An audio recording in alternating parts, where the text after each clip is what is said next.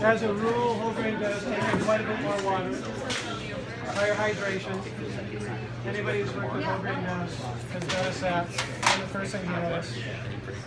Whole grain flours are way more active than a white flour, so fermentations will go quicker, malt ferment will go quicker, proofing will go quicker. Because there's so much hydration in your dough, typically you need to bake them hotter. The wetter your dough, the more heat you need in your oven.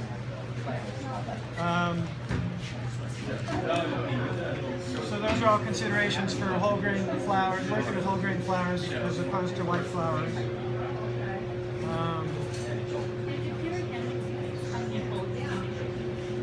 If I was hand mixing these, when I was up here earlier this summer, Jonathan and I did hand mixing as much as possible. I feel like I get way better results throwing it in a mixer than I do by hand. By hand, you know, I'd incorporate it, I'd let it sit for 20 minutes, I'd go back, I just keep going back. You know, probably every 10 minutes, I just keep going back. Give it a little time to relax, go back at it. Because really, yeah, I'd do as much hand mixing as possible if I was doing it by hand. Most of these flours really benefit from a good, especially like the Sonora. When we did the Sonora bread this summer, we did it by hand. Crumb was completely different. Didn't get the rise, didn't get the lift in the oven, didn't get any of that. So it made quite a difference. My feeling is when you get a strong protein flour, you give it a really good workout in the mixer. One of the first bakers I worked with, Richard Bourdon out in Massachusetts, he used to get this super high protein flour from Montana.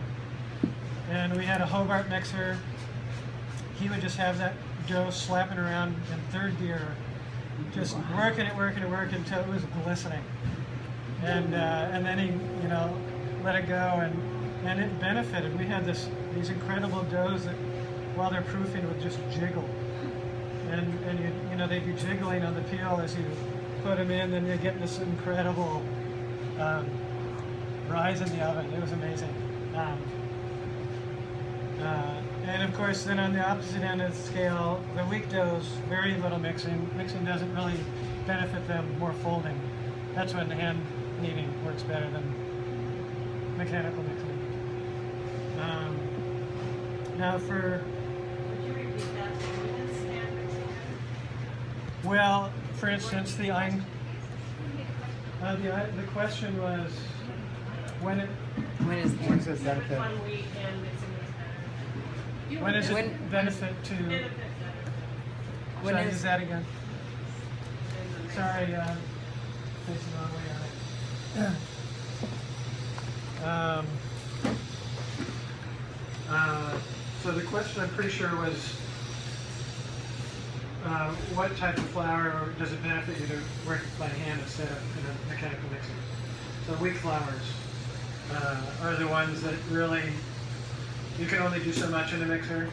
It takes more time than it does like intensive activity. So with weak flours, you get more benefits by just going at it, you know, like I was just talking about before, every 15, 20 minutes, getting another fold and on like that. We had another point I was going to make.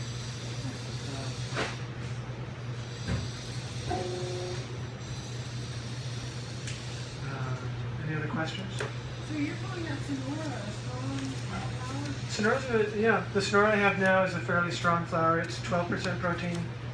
The percentage protein doesn't give you the whole story, of course. You know, it can be different qualities of protein. I've worked with 10% protein that was a very nice flour too. But yeah, it's 12% protein, and it's a nice quality protein. Like I say, it takes in a lot of water. You get a pretty good lift in the oven with it. Oh, we don't have the. Oh, we don't have to. Yeah, we'll do that in the sprouted Sonora and the cracked iron. Yeah. So typically when I have additions to the doughs, say cracked wheat or sprouted or something like that, I'll add it at the very end of the mix.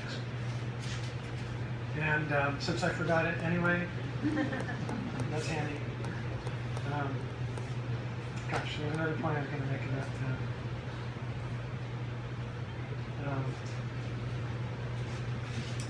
I'm working with it. So we just finished the einkorn. Now we're going to throw the Renan back in and actually do the mix. So up to this point, it's just been sitting here absorbing water.